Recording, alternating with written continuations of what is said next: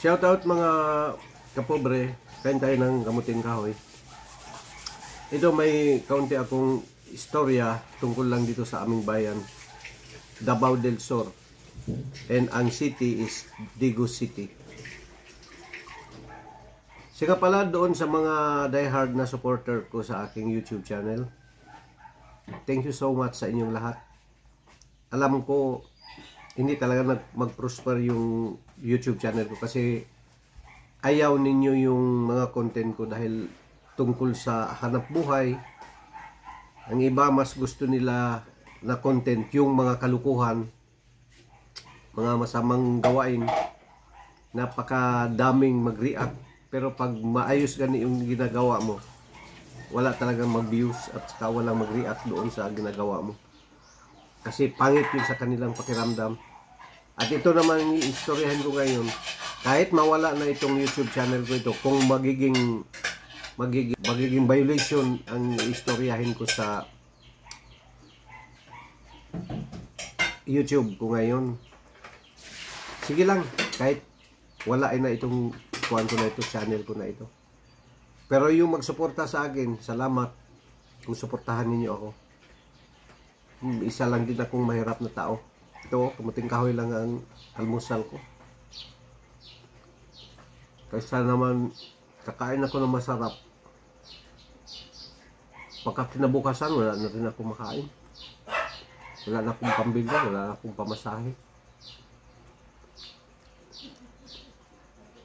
Kung follow ninyo ako, ayan, Bo TV Vlog,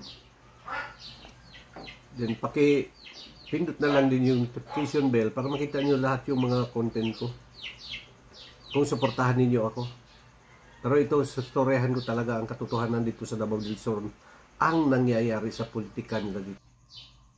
Ngayon na-realize ko talaga, kitang-kita lang at dinig na dinig ko, mula talaga sa buwanga ng ating butihing mayor dito sa Digos City, na pinapakita talaga nila na although wala silang sinasabi tungkol kay former President Duterte, pero nakita mo na anti-Duterte talaga sila. Kasi alam ninyo, yung pinopromote nila na party list ay yung party list na tingog.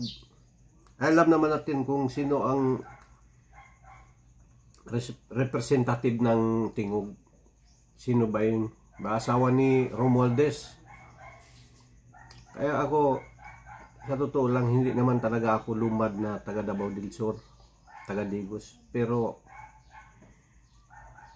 ako, tinitignan ko kasi kung yung mabuti at masama.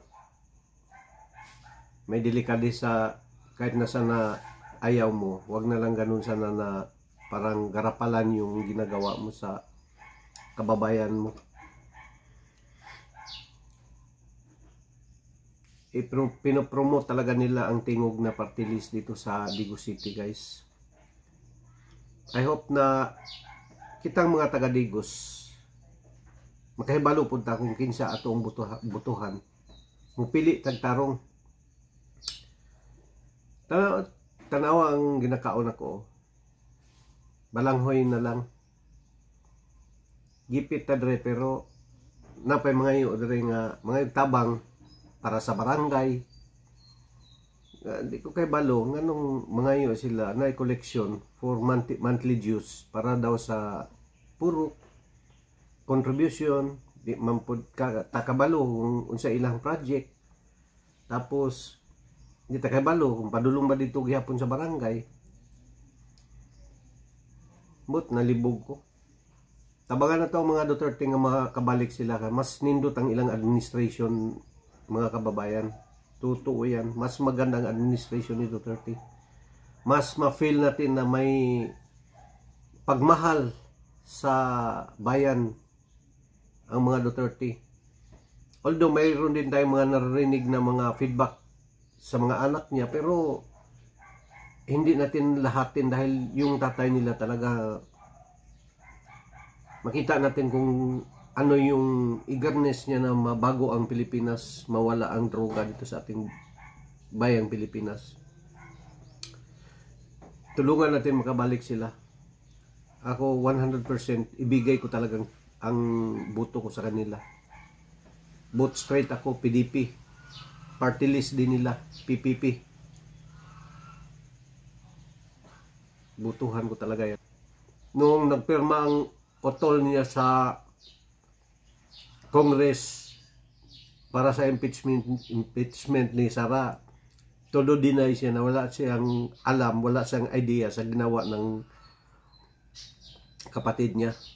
Pero ngayon, lumabas din ang katotohanan na talagang may sabuatan din sila. Ngayon, hindi ka na safe na maglakad-lakad ng gabi dito ngayon sa Digo City. Totoo yan. Ang dami ngayon delikado. Ang daming adik nga. Noon kahit anong oras ka maglabas dito, okay lang. Hindi ako hindi ako natatakot sa assurance yung safety natin. Pati yung mga anak ko, ayaw ko na pa sila pinapalabas kong gabi ngayon dahil sabi ko hindi natin alam yung kalaban natin. Napakarami. Baka mapagtripan lang kayo diyan sa daan, wala na. Paano tayo kung andyan ka na, nakahandusay ka na? Wala tayong magawa. Nalay kalaban ni Mayor Dareron. Swerte lang niya, wala siya kalaban. Pero ako, butaran yun ako bahala na. Maingon sila, maot kay batasan si Blanco. Blanco ako. I-try na ko si Blanco. For 3 years, so maot yun siya batasan. Isa kausap. Anak lang na. Para at least mapa-feel po na to sa ilang. Nga dili ta gusto sa ilang gibuhat. Sa gibuhat ni Trascadas. Wala siya nagrespeto nga ang Davao del Sur Duterte supporter. Taon sa akong mga kauban taga Davao del Sur. Butara na to ng Blanco ta.